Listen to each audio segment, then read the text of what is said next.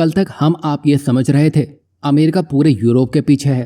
असल में ट्रंप का पूरा खेल चीन पर घूम चुका है और ऐसा होते ही चीन ने अपने साइंटिस्टों को ये बोल दिया है कि आप अमेरिका मत जाना। और ये जो सारी डेवलपमेंट हो रही है इसका भर भर कर फायदा सिर्फ भारत को ही मिलने वाला है, क्योंकि चीन को गिराने के लिए भारत एक बड़ा गेटवे बन सकता है। जैसा कि आप देख पा रहे हैं, हाल ही में ज़ेलेंस्की यूएस पहुंचे तो क्या कुछ हुआ।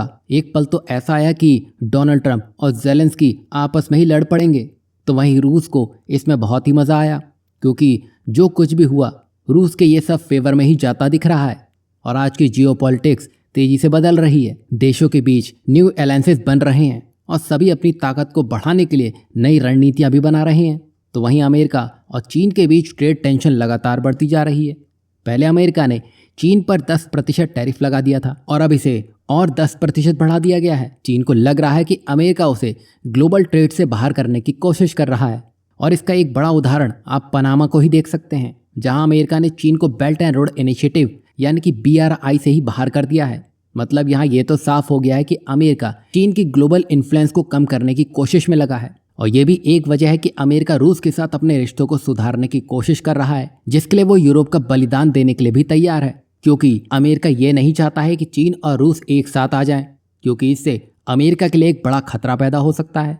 क्योंकि रूस चीन पर निर्भर हो गया तो अमेरिका यूरोप के कंधों में भी क्यों ना खड़ा हो जाए। रूस चीन का मुकाबला कर पाना असंभव होगा।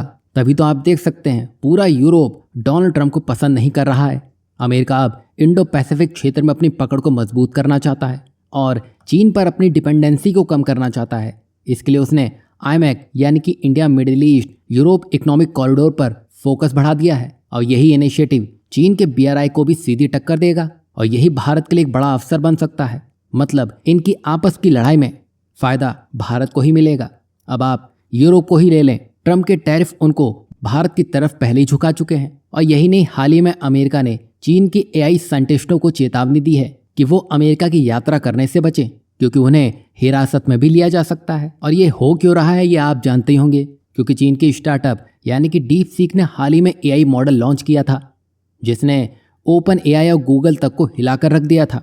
और अब ट्रंप के निशाने पर चीन के यही साइंटिस्ट हैं। मतलब ट्रंप एक बड़ा खेल शुरू कर चुके हैं। वहीं अमेरिकी राजनीतिक विश्लेषक यानी इयान ब्रेमर ने साफ कहा है कि जिस तरह भारत ने डोनाल्ड ट्रंप को हैंडल किया है वो एक गेम चेंजर मूव साबित होगा। मतलब अभी भारत उस स्थिति में पहुंच चुका है कि जहां चीन से भी उसको फायदा होगा, यूरोपियन यूनियन से भी उसको फायदा होगा, यहां तक कि अमेरिका से भी फायदा होगा, क्योंकि भारत एक ऐसे केंद्र बिंदु बन चुका है जिसकी जरूरत दोस्त क्या दुश्मन देश भी महसूस कर रहे हैं। और इन घटनाओं से ये साफ है कि ग्लोबल पॉलिटिक्स पूरी तरह से बदल रही है। चीन को कई चैलेंजेस का सामना करना पड़ रहा है, खासकर BRI और इंडो पैसिफिक में। हालांकि आने वाले समय में थोड़ी पॉलिटिकल इंस्टेबिलिटी हो सकती है, लेकिन लॉन्ग टर्म में ये भारत के लिए गोल्डन अपॉर्चुनिटी साबित हो सकती है। आपको क्या लगता है, ट्रंप का ये जो प्लान है और भारत को जो इनडायरेक्ट उससे फायदा पहुंच रहा है, क्या भारत इस अवसर का फायदा उठा सकेगा? क्योंकि भारत का एक बड़ा मार्केट बहुत कुछ बदलने की क्षमता हासिल कर चुका है। इस पर आप अपनी राय क्या रखते हैं, ज़रूर बताइएगा।